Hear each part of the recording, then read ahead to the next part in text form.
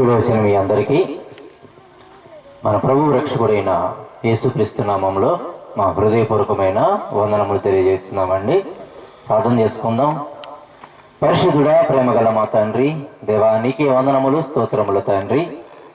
మీ అపారమైన ప్రేమ చేత మమ్మల్ని బ్రతికించి ఈ దినాన్నిచ్చారు. ఇందును బట్టి వందనములు తండ్రి. ఈ దినము చూడక ఎంతోమంది కాలగర్భంలో కలిసిపోయిన మీ అపారమైన ప్రేమ మమ్మల్ని బ్రతికించిందని ఎరిగి తండ్రి, ఇదేనా ఈ సమయంలో ఈ గ్రామంలో తండ్రి మీ కుమారుడైన బాబు అనుషాలను తండ్రి ప్రేరేపించి తండ్రి మీ విలువైన మాటలు విత్తుటకు తండ్రి మీరు ఇచ్చినటువంటి గొప్ప అవకాశం బట్టి వందనములు తండ్రి. తండ్రి మీ మాటలు బోధిస్తుండగా తండ్రి సహాయం చేయండి. నీ బిడ్డకు తండ్రి ఆత్మతో నింపి తండ్రి మాకు అవసరమైనటువంటి గ్రామానికి అవసరమైనటువంటి ఎన్నో మాటలు తండ్రి నీ కుమారుల ద్వారా వినిపింపజేసి తండ్రి ఆ మాటల ద్వారా తండ్రి మేమందరం ఆత్మీయంగా బలపడే గొప్ప అవకాశం మాకు దయచేయమంటూ యేసు నామములో ఈ ప్రార్థన అడుగుతున్నాను మా కన్న తండ్రి, ఆమేన్.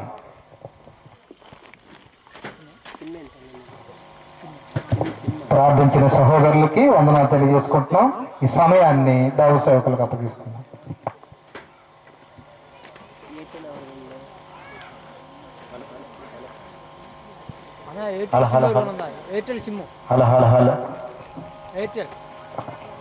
ప్రార్థన చేసుకుని ఈరోజు మొదటి వర్తమానమును ప్రారంభించుకుందాం. ప్రార్థన చేసుకుందాం.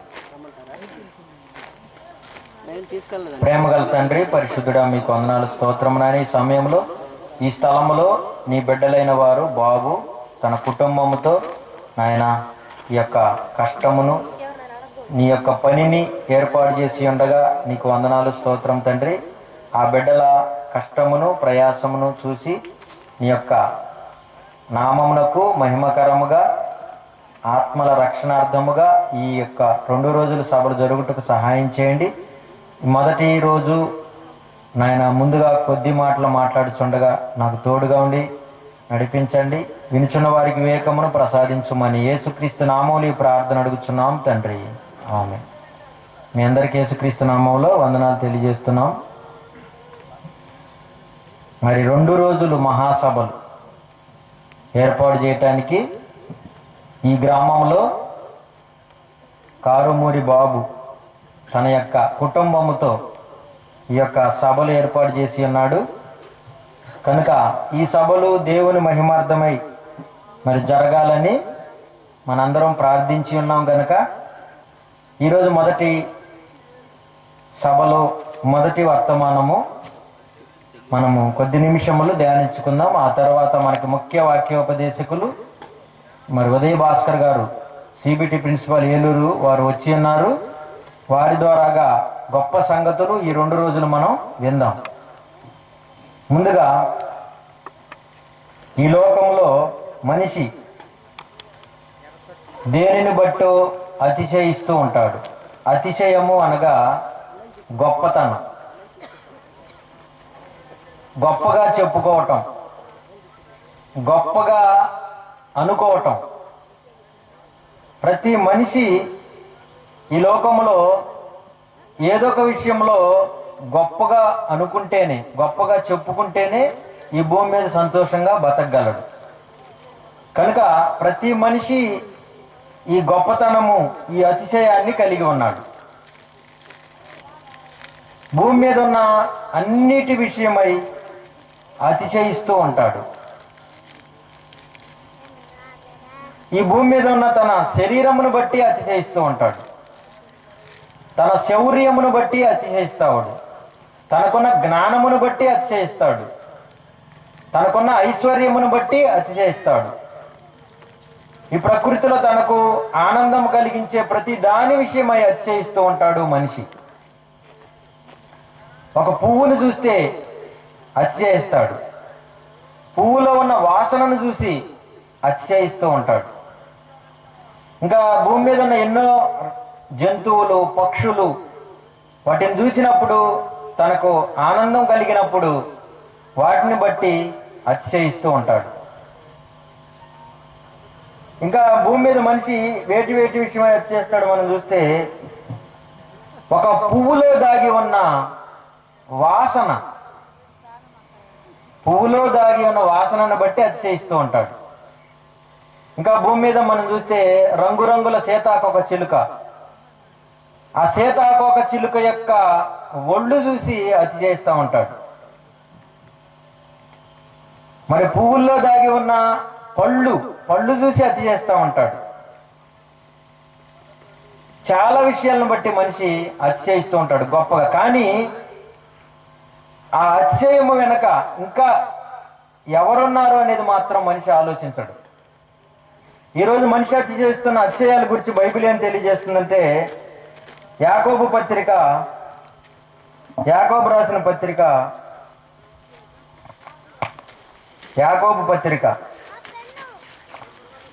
4వ అధ్యాయం, యాకోబు పత్రిక 4వ అధ్యాయము 16వ వచనం.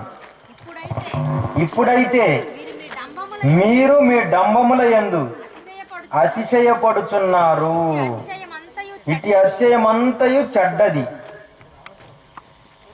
అంటే దేవుడు చేసిన సృష్టిని మనిషి చూస్తున్నాడు, ఆ సృష్టిలో ఉన్న గొప్పతనాన్ని చెబుతున్నాడు, కానీ ఆ సృష్టిని చేసిన దేవునిని మాత్రం పక్కన పెట్టాడు.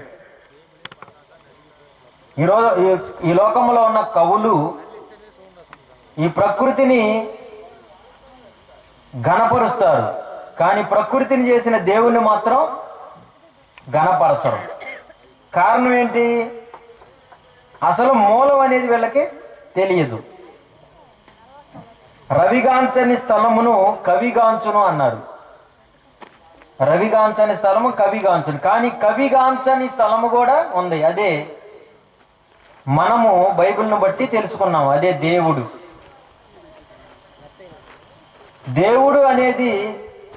దేవుడు అనే ఆ వ్యక్తి, ఆ శక్తి, అది లోకములో ఉన్న కవులకు కనిపించదు, కానీ మనకు మాత్రం కనిపిస్తుంది. బైబిల్లో దేవుడు రాసి పెట్టాడు. విశ్వాసము ద్వారా మనము తెలుసుకుంటున్నాం. పువ్వులో దాగి ఉన్న పళ్ళు చూసి మనిషి అతిశయిస్తున్నాడు, కానీ ఆ పళ్ళు ఎలా వచ్చినాయి, ఆ పువ్వులు పళ్ళుగా ఎలా మారుతాయి అంటే దేవుడు పెట్టాడు. దేవుడు పువ్వులను పళ్ళు వచ్చేటట్టుగా పెట్టాడు. కాబట్టి అతిశయము ఎవరికి? దేవుడికి. దేనిని బట్టి మనం అతిశయించాలి? దేవుని బట్టి అతిశయించాలి. మనం అతిశయిస్తే దేవునిని బట్టి, ఎందుకంటే దేవుడు లేకుండా ఏమీ లేదు. పువ్వులో పళ్ళైనా, సీతాకోక ఒళ్ళైనా, సీతాకోక చిలుక ఒళ్ళైనా, ఏదైనా సరే అది మొత్తం దేవుడు కలిగించాడు. కాబట్టి దేవుణ్ణి బట్టి మనం అతిశయించాలి అంటున్నాడు. చూడండి, కొరింథీయులకు రాసిన మొదటి పత్రిక 1వ అధ్యాయము, కొరింథీయులకు రాసిన మొదటి పత్రిక 1వ అధ్యాయం 31వ వచనం. అతిశయించువాడు ప్రభువునందే అతిశయించవలెనని రాయబడినది నెరవేరినట్లు. చాలు. మనము అతిశయిస్తే ఒక పువ్వును బట్టో, పువ్వులో ఉన్న పళ్ళను బట్టో కాదు, ఒక సీతాకోక చిలుకను బట్టో, సీతాకోక చిలుక ఒళ్ళును బట్టో కాదు, లేకపోతే గాలిని బట్టో కాదు, గాలిలో ఉన్న సంగీతాన్ని బట్టి కాదు, కోయలను బట్టి కాదు, కోయల పాటను బట్టి కాదు. కవులు రాసిన ఒక పాట నాకు డౌట్ వచ్చింది అనమాట. ఆ డౌట్ తీరేసింది. ఏంటంటే అది కోయల పాట, గురువెవ్వరు లేని కోయల పాట అన్నారు. అసలు కోయల పాట పాడుతుందా? కోయల కేవలం 2 మాటలే అంటది, కుహు కుహు. కుహు రెండేగా. కోయల అనేది ఏంటిది? కుహు, కాకి, కావు కావు కావు, అవన్నీ వాటి యొక్క అరుపులు, అంతేగాని కోయల పాట పాడదాం. మరి మన వాళ్ళు ఎందుకు కోయల పాట బాగుందా, తీయటి కోయల పాట అని ఏదో రకరకాలుగా పాటలు రాశారు. అసలు కోయల పాట ఎక్కడ పాడింది? మనమన్న పాట పాడితే 4 పదాలు ఉంటాయి, పల్లం ఉంటుంది, శరణాలు ఉంటాయి. కోయికలకి పల్లం ఉంటుందా? 2 అక్షరాలు మాత్రమే ఉంటాయి కోకిల కూసినప్పుడు. కుహు అంతే, ఇంకంతే. కుహు అనేది 2వసారి అనేది, అది కుహు కుహు. కుహు 2 అక్షరాలే కోయల పాట, కోయల దాంట్లో ఉంది. కానీ అసలు కోయల పాట అనే మధురం అని ఎన్నెన్నో పాటలు రాశాడు, కానీ అసలు కోయల పాట, కోయలది కోతే కానీ పాట కాదు. కనుక ఈ లోకంలో ఉన్న మనుషులను దేవుడు ఏమన్నాడంటే లోక జ్ఞానం వెర్రితనం అన్నాడు. చూడండి, ఇక్కడే కొరింథీయులకు రాసిన మొదటి పత్రిక 1వ అధ్యాయము 21వ వచనం. ఈ లోక జ్ఞానమును 20వ వచనం చివరిలో అన్నమాట. ఈ లోక జ్ఞానమును దేవుడు వెర్రితనముగా చేసి ఉన్నాడు. లోక జ్ఞానం వెర్రితనం. ఎందుకంటే కోయలు ఎక్కడ పాట పాడుతుంది? అసలు కోయలు ఎక్కడైనా పాట పాడుతుందా? కుహు అంటది అంతే. ఆ మాటనే రెండోసారి అంటది. కాకి కూడా కావు కావు అంటది. మరి అది కాకి పాట కదా? కాకిది పాట కదా? కనుక ఓకే, ఈ విధంగా మనం చూస్తే లోక జ్ఞానమును మన మధ్య ముఖ్య వాక్యోపదేశకులు ఉన్నారు. వారిని సగౌరవంగా మరి స్టేజ్ మీదకి రావాల్సిందిగా ఆహ్వానిస్తున్నాం. వారు వస్తుండగా సంతోషంతో చప్పట్లు కొట్టాం. ఓకే,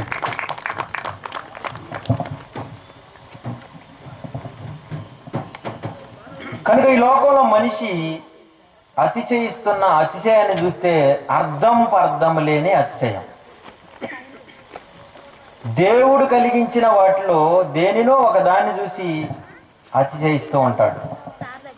మనకి ఇర్మియా గ్రంథం 9వ అధ్యాయంలోనైతే, ఇర్మియా గ్రంథం 9వ అధ్యాయంలో 23వ వచనం, యెహోవా ఎలాగ సెలవిస్తున్నాడు, జ్ఞాని తన జ్ఞానమును బట్టి, సూర్యుడు తన శౌర్యమును బట్టి అతిశయించకూడదు. ఐశ్వర్యవంతుడు తన ఐశ్వర్యమును బట్టి అతిశయించకూడదు. అతిశయించువాడు దేనిని బట్టి అతిశయించవలెననగా, అంటే దేన్ని బట్టి అతిశయించాలో కూడా దేవుడు చెబుతున్నాడు, దేన్ని బట్టి అతిశయించకూడదో కూడా దేవుడు చెబుతున్నాడు. దేనిని బట్టి అతిశయించకూడదో దానిని బట్టి మనిషి ఈరోజు అతిశయిస్తున్నాడు. ఒక ధనమును బట్టి, శౌర్యమును బట్టి, బలమును బట్టి, సృష్టిలో ఉన్నటువంటి వస్తువులను బట్టి, వీటిని బట్టి అతిశయిస్తున్నాడు. అసలు వాటిని బట్టి అతిశయించకూడదు అంటున్నాడు దేవుడు. ఎందుకంటే వాటన్నిటిని కలిగించింది దేవుడు. కాబట్టి అతిశయిస్తే దేవునిని బట్టి అతిశయించాలి. భూమి మీద కృప చూపుచు నీతి న్యాయములు జరిగించుచునన్న యెహోవాను నేనని గ్రహించి నన్ను పరిశీలనగా తెలుసుకుంటాను బట్టి అతిశయించవలను. అంటే దేవుడు భూమి మీద కృప చూపుతున్నాడని అతిశయించాలి. దేవుడు కృప చూపకపోతే పువ్వులో పళ్ళు రావు. మనిషి ఏమన్నాడు? పువ్వులో ఉన్న పళ్ళను చూసి అతిశయం అంటున్నాడు. పువ్వుల్లో దాగి ఉన్న పళ్ళు ఎంతో అతిశయం అంట.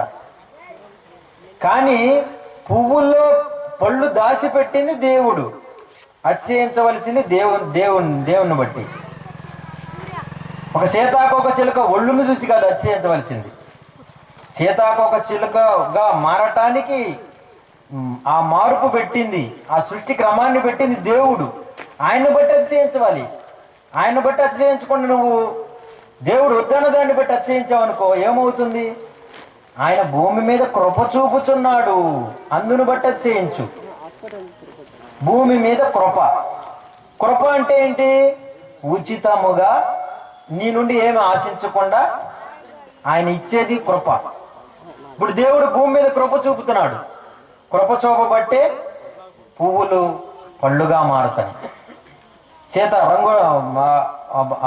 పురుగు సీతాకోక చిలుకగా మారుతుంది, గొంగలి పురుగు. ఈ విధంగా అన్ని దేవుడు వల్ల మారుతాయి.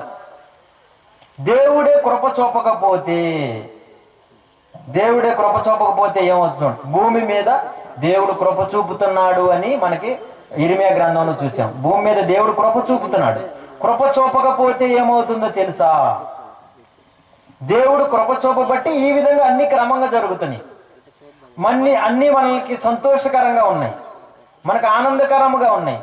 దేవుడు కృప చూపకపోతే ఏమవుతుందో తెలుసా? భూమి తిరగటం ఆగుతుంది. భూమి ఇప్పుడు గంటకు 1,11,600 కిలోమీటర్ల వేగంతో తిరుగుతుంది. భూమి మీద కృప చూపుతున్నాడు కాబట్టి. దేవుడు కృప చూపలేదనుకోండి, భూమి తిరగదు. భూమి తిరగకపోతే ఏమవుతుంది? భూమి తిరగటం ఆగితే ఏమవుతుందో తెలుసా? చెట్లు, మనుష్యులు, జంతువులు, మన చుట్టూ ఉన్న వస్తువులు, భవనాలు గంటకు 1600 కిలోమీటర్ల వేగంతో తూర్పు వైపుకు విసిరివేయబడతాయి. ఇప్పుడు మనం ఒక బస్సులో వెళ్తున్నాం అనుకోండి, సుమారు ఒక 50, 40, 60 కిలోమీటర్ల వేగంతో వెళ్తాం. ఆ బస్సులో నుంచి ఎవరైనా నిన్ను నెట్టేశారు అనుకోండి కిందకి, ఎలా పడిపోతావు? మనం ప్రమాదాలు చూస్తున్నాం. లేకపోతే ఒక బైక్ మీద వెళ్తున్నాం, బైక్ మీద సడన్ బ్రేక్ వేసేసాడు, ఇద్దరు కలిసి ముందు వెళ్ళిపోయి గుద్దుకుంటారు ఎక్కడొక్కడ. ఎంత స్పీడ్ అది? సుమారు 60 కిలోమీటర్లు. ఒక ట్రైన్లో నుంచి విసిరివేయబడ్డాడు అనుకోండి, ట్రైన్ సుమారు ఒక 80, 60, 100 వేసుకోండి. అందులో నుంచి విసిరివేయబడ్డాడు అనుకో, ఎలాంటి యాక్సిడెంట్ జరుగుతుంది? కేవలం 100 లోపే. విమానం ఒక 500 లోపు అనుకోండి, ఆ విమానం నుంచి కింద పడడానికి ఎలా అడ్రస్ ఉండదు. ఇప్పుడు భూమి ఆగితే ఏమవుతుందంటే చెట్లు, మనుషులు, జంతువులు, పక్షులు ఇవన్నీ కూడా గంటకు 1600 కిలోమీటర్ల వేగంతో విసిరివేయబడతాయి. అంటే అలా ఆగగానే మనందరం ఇక్కడ నుంచి బయటికి విసిరివేయబడి అంతరిక్షంలోకి వెళ్ళిపోతాం, అంతు లేకుండా పోతాం. అంతరిక్షం లేక అంతే అడ్రస్సే ఉండదు మనకి. కనుక భూమి తిరగటం ఆగితే ఎంత ప్రమాదం. ఇప్పుడు మనం చూస్తున్నవన్నీ భూమి మీద ఉండవు, మనం కూడా భూమి మీద ఉండం, విసిరివేయబడతాం. దేవుడు కృపచూపబట్టి నువ్వు భూమి మీదే ఉంటున్నావు. దేవుడు కృపచూపబట్టి భూమి మీద పండే పంట తింటున్నావు. భూమి మీద కృపచూపబట్టే ఈ వాసనలు చూస్తున్నావు, ఇవన్నీ చూస్తున్నావు నువ్వు. దేవుడు భూమి మీద కృపచూపబట్టి, కృపచూపకపోతే, భూమి ఆగిపోతే, భూమి తిరగటం ఆగితే మన భవిష్యత్తు మొత్తం, మన జీవితం మొత్తం వేస్ట్ అయిపోతుంది. ఒకవేళ భూమి ఇంకా ఆగిపోయిందానికి ఇంకా ఏమవుతుంది తెలుసా? 6 నెలలు పగలు, 6 నెలలు చీకటి. మనకి 6 నెలలు చీకటిగా ఉంటుంది, 6 నెలలు పగలుగా ఉంటుంది. ఒకరోజు పగలు రాత్రికే మనం ఇబ్బందులు పడుతున్నాం. ఒకరోజు వచ్చే పగలు రాత్రిని మనం పూర్తిగా ఉపయోగించుకోలేకపోతున్నాం, విసుగుపడుతున్నాం. పగలంతా పనిచేసేవాళ్ళు ఎప్పుడు చీకట పడుతుందా అంటారు. చీకట్లో నిద్రపోయేవాళ్ళు ఎప్పుడు తెల్లారుతుందా అనుకుంటారు. అంటే చీకటి వెలుగులు క్రమంగా పెట్టాడు కాబట్టి మనకి పగలో చీకటి రావాలని కోరుకుంటాం, చీకట్లో తెల్లారాలని కోరుకుంటాం. కానీ భూమి ఆగిందనుకోండి, భూమి మీద దేవుడు కృప చూపడం ఆపాడు అనుకోండి, 6 నెలలు పగలు ఉంటుంది, 6 నెలలు చీకటి ఉంటుంది. అప్పుడు ఎలా ఉంటుంది నీ పరిస్థితి? 6 నెలలు బోరు కొడుతుంది, నీకు భోజనం కూడా తినవు. 6 నెలలు చీకటి అనుకోండి, ఎలా ఉంటుంది నీకు? చిరాగ్గా ఉంటుంది. కనుక దేవుడు కృప చూపుతున్నాడు. భూమి మీద కృప చూపుచున్న దేవునిని బట్టి నువ్వు అతిశయించాలి. ఆయన్ని తెలుసుకోవటంలో అతిశయించాలి, ఆయన్ని తెలుసుకోవటంలో అతిశయించాలి. ఆయన మొత్తం చేసింది. నువ్వు చూసే వాటిని, నువ్వు అనుభవిస్తున్న వాటన్నిటినీ, నన్ను అందరినీ దేవుడే చేశాడు. కనుక ఆయనను బట్టి మనం అతిశయించాలి. ఇలా చాలా విషయాలు. మరి భూమి మీద దేవుడు కృప చూపకపోతే చాలా ప్రమాదాలు జరుగుతాయి. రేడియేషన్ పెరిగిపోతుంది, నీరు ఆవిరైపోద్ది, తాగటానికి నీరు ఉండదు. నువ్వు ఎండమావులకు పరిగెత్తినట్టు నీళ్ళు ఉండి అని అక్కడికి వెళ్తావు, నీరు ఆవిరైపోతూ ఉంటుంది. ఇక నువ్వు ఎండమావుల కోసం ఎగిరిపోయినట్టుగా వెళ్తూ ఉంటావు, నీరు ఆవిరైపోద్ది. మనలో ఉన్న DNA కూడా దెబ్బతింటుంది. ఇంకా మనం వాడుకుంటున్న సెల్ ఫోన్స్ ఉండే ఇవి కూడా సరిగ్గా పనిచేయవు, అంతా చిందర వందరైపోద్ది. సిస్టమ్ మొత్తం దెబ్బతింటుంది, అంతా కూడా ధ్వంసం అయిపోద్ది. కాబట్టి దేవుడు కృప చూపుతున్నాడు. భూమి మీద కృప చూపుచు నీతి న్యాయములు జరిగించుతున్న దేవుడు ఉన్నాడని తెలుసుకొని ఆయన పరిశీలనగా తెలుసుకోవటంలోనే అతిశయించాలి. మరి దేనిని బట్టి నువ్వు అతిశయించకూడదు. భూమి మీద దేవుడు చేసిన వాటిని బట్టి అతిశయించకూడదు. నువ్వు దేవునిని ఆనందింపజేయాలి, దేవుని స్తుతించాలి. దేవుడు కలిగి చేసిన వాటిని బట్టి నువ్వు స్తుతించాలి. ఇంకా తర్వాత మనకి దేవుడు మన మీద కృప చూపి ఏం చేశాడు తెలుసా? మనకు రక్షణ దయచేశాడు. ఎఫెసీయులకు రాసిన పత్రిక 2వ అధ్యాయము, ఎఫెసీయులకు రాసిన పత్రిక 2వ అధ్యాయం మనం అతిశయించవలసింది దేవుని కృపను బట్టి. భూమి మీద కృప చూపుతున్నాడు. ఎఫెసీ పత్రిక 2వ అధ్యాయము 10వ వచనం. మరియు 2వ అధ్యాయం 6వ వచనం. ఎఫెసీ పత్రిక 2వ అధ్యాయం 5-6 వచనాలు. ఎట్లాగా తన ప్రియుని యందు తాను ఉచితముగా మనకు అనుగ్రహించిన తన కృపా మహిమ కీర్తి కలుగునట్లు. ఎక్కడ చదువుతున్నారు అబ్బాయి? 2వ అధ్యాయం 5వ వచనం. అయినను దేవుడు కరుణా సంపన్నుడై ఉండి మనము మన అపరాధముల చేత చచ్చిన వారమైనప్పుడు సైతం మన ఎడల చూపిన తన మహాప్రేమ చేత మనల్ని క్రీస్తు కూడా బతికించెను. కృప చేత మీరు రక్షించబడి ఉన్నారు. మనము చచ్చిన వారు, చచ్చిన మనల్ని బ్రతికించాడు. అది కృప, దేవుడు కృప. దేవుడు కృప లేకపోతే మనం చచ్చిన వాళ్ళమే. చచ్చిన మనల్ని బ్రతికించాడు.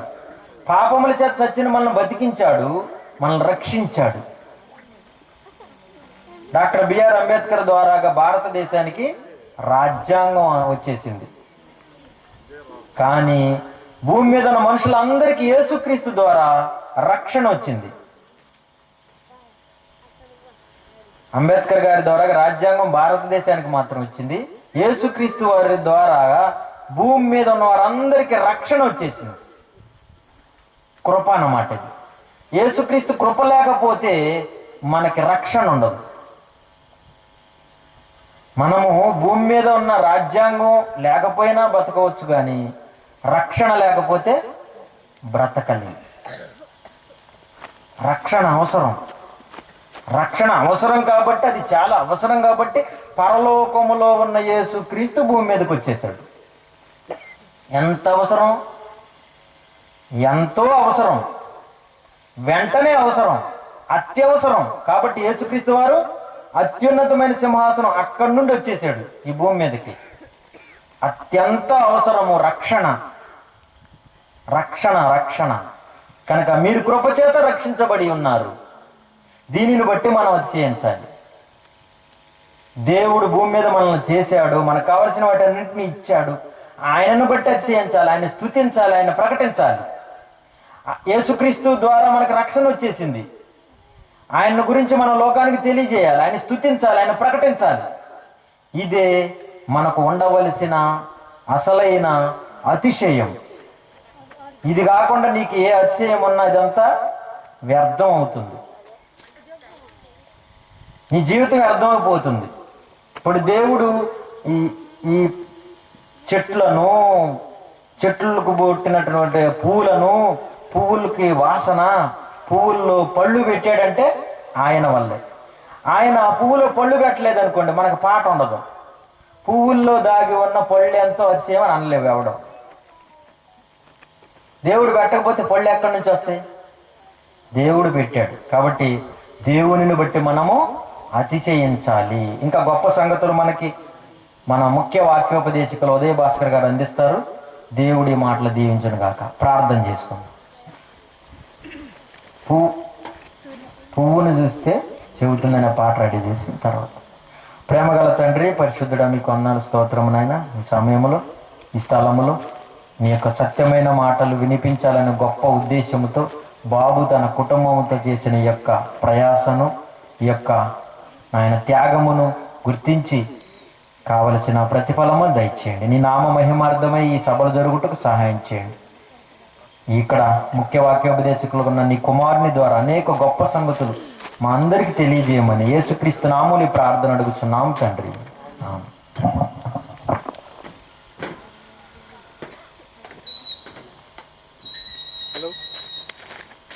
హలో, మంచిదండి. మంచి మాటలు మొదటి ప్రసంగంలో అద్భుతమైన మంచి సంగతులు మనకి అందజేసిన ద కాలేజ్